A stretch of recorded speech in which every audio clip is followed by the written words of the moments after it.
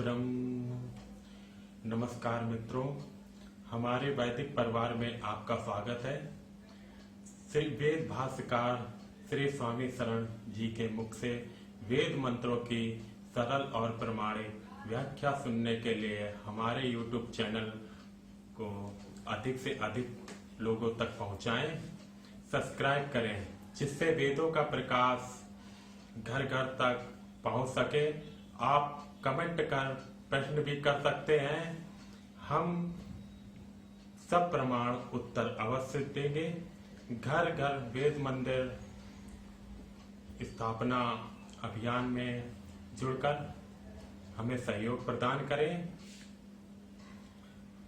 हमारा वेद भाष्य, वेदायन और अन्य वैदिक साहित्य घर बैठे प्राप्त करने के लिए आदेश करें। हमारी वेबसाइट वेदायन पर सभी पुस्तकें निःशुल्क PDF में उपलब्ध हैं।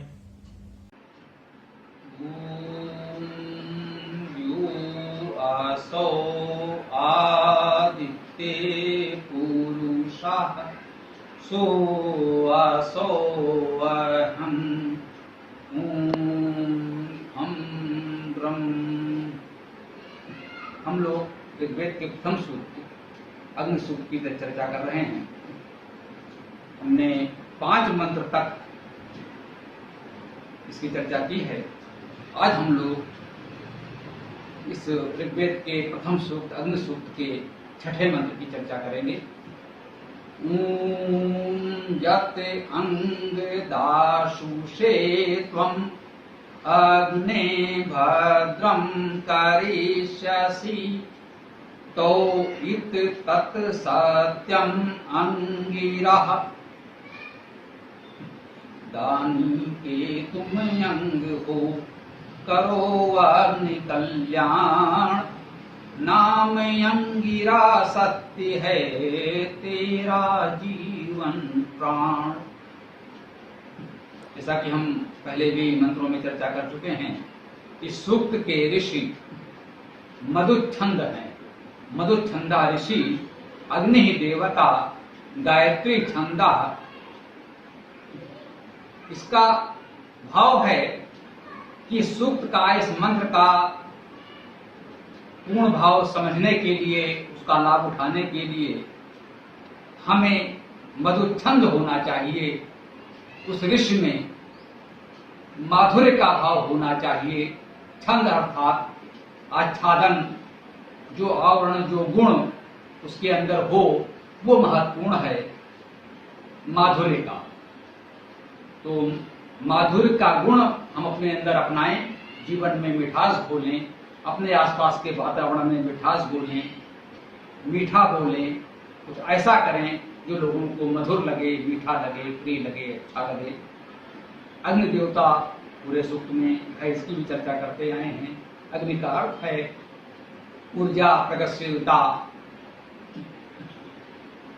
अग्नि शब्द अग्नि धातु से बनता है, जिसका अर्थ है गति करना, प्रगति करना। गायत्री छंद है। 8 वर्णों के 3 चरण होते हैं तो गायत्री छंद कहते हैं। इस पूरे सूक्त में गायत्री छंद है। वेद में सर्वाधिक मंत्र गायत्री छंद में है, इसकी हम लोग चर्चा कर चुके हैं। आइए इस मंत्र का अर्थ समझने का प्रयास करते हैं। मंत्र है यत् अंग दासु से त्वम। यत् माने जो।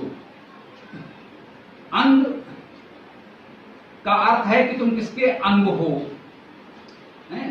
अंग का अर्थ भी गतिशीलता है। अंग धातु का अर्थ भी अंग होना, अवयव होना, चलना, समीप जाना, जानना, पाना आदि। अर्थात अंग धातु भी गत्यर्थक है।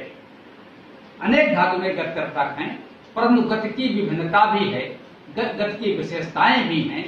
गतियां अनेक प्रकार की होती हैं, तो गत्यर्थक धातु में भी अनेक होती हैं। अग्नि शब्द अग्नि धातु भी गत्यर्थक है और अंग धातु भी गत्यर्थक। वहां जिस ऊर्जा प्रगतिशीलता की बात है, यहाँ पर अंग होने की बात भी है, सामीप्य की बात भी है। हमारी गतिशीलता, प्रगति ऐसी हो जहां हम परमात्मा के समीप जाएं, उससे दूर न हो जाएं। गति तो दूर जाने में भी है, हम किसी भी दिशा में जाते हैं, कैसी भी अच्छी बुरी गति करते हैं, गतिशीलता तो वहां भी है। अंग कहा है कि हम उसके अंग हो जाएं, हमारी गति, हमारी प्रगति ऐसी हो कि हम उस परमात्मा के, उस अग्नि स्वरूप परमात्मा के अंग हो जाएं, उसके समीप हो जाएं, निकट हो जाएं, उसमें समाहित हो जाएं, उसके अंग बन जाएं। तो ये अंग शब्द का भाव है। इस अंग शब्द की गतिशीलता की ये दिशा हमें समझनी है। और दासु से माने दाने के लिए, धातु का अर्थ देना है, हम सब जानते हैं। दास धातु भी है, इसका अर्थ भी देना है। दश धातु देना, दास देना, तो दास माने देने वाला, दानी, दासु से अर्थात देने वाले के लिए, दानी के लिए, तुम माने तुम। मंत्र कह रहा है कि है अग्निस्वरूप परमात्मन, तुम जो दानी के लिए अंग हो। परमात्मा दानियों के लिए अंग स्वरूप है, जिनका देने का स्वभाव है, जो अपनी क्षमता अनुसार समाज के हित में, जिन्हें आवश्यकता है, जो निर्धन निर्बल हैं, उनके लिए कुछ करते रहते हैं, कुछ देते रहते हैं, उनका सहयोग करते हैं। परमात्मा उनके लिए अंग स्वरूप है। परमात्मा उनका अंग है, हम तो परमात्मा के अंग हैं, होना चाहते हैं। मंत्र ये बता रहा है कि जो देने का स्वभाव रखते हैं, जो दूसरों को देते रहते हैं, परमात्मा उनके लिए भी अंग है, उनका अंग बनकर रहता है, सदा उनके समीप रहता है। वो हमारे जीवन का अंग बन जाता है। अग्नि माने हे अग्नि, हे परमात्मन। भद्रम माने भद्र, कल्याण, उत्तम, अच्छा, जो भी। कर्षसी माने करोगे।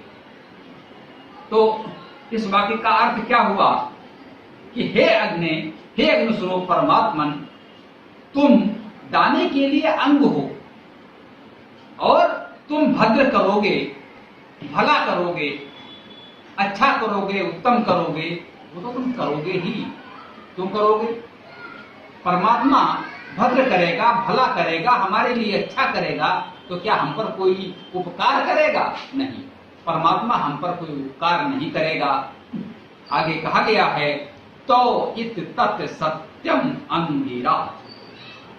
तो माने तुम्हारा, इत माने ही, तत् माने वह, सत्यम सत्य स्वरूप, अंगिरा माने अंग होने का भाव।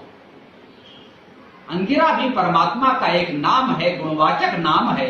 जैसे हम उसे अग्नि कहते हैं, यम कहते हैं, विष्णु कहते हैं, इंद्र कहते हैं। वेद में परमात्मा को अनेक नामों से पुकारा गया है, गुणवाचक नाम आते हैं। तो उनमें एक अंगिरा भी है। अंगिरा शब्द का अर्थ हुआ कि वो हम सबका अंग है। वो परमात्मा जो हम सबका अंग है, उसे हम अंगिरा संबोधन देते हैं, अंगिरा नाम से पुकारते हैं। तो मंत्र कह रहा है कि तुम्हारा ही वह अंगिरा सत्य नाम ही है। परमात्मा दानियों का अंग है, वो हम सबका भला करता है, भद्र करता है। तो यह हम पर कोई उपकार नहीं करता, यह परमात्मा का अंगिरा नाम को सत्य करना ही है, जो उसे करना ही है। परमात्मा का नाम अंगिरा है, उसे इस नाम को सार्थक करना है, तो उसे सबका भला करना ही करना है। इस अंगिरा नाम को सत्य करने का भाव तो है, कि सत्य शब्द से ये संकेत हमें सदैव समझना चाहिए कि परमात्मा उन्हीं के लिए ये सब कुछ करता है, जो सत्य मार्ग पर चलते हैं, जो सत्य के पथिक हैं, जो जीवन में सत्य को अपनाते हैं, कम से कम असत्य से दूर रहते हैं। हमने पहले भी चर्चा की है, सत्य को अपनाना, सत्य को जीवन में उतार लेना ही सबसे बड़ी उपासना है।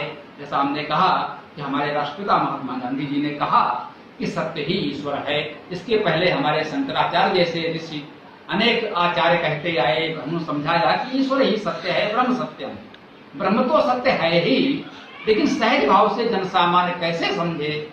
तो कहा गया कि सत्य ही ईश्वर है।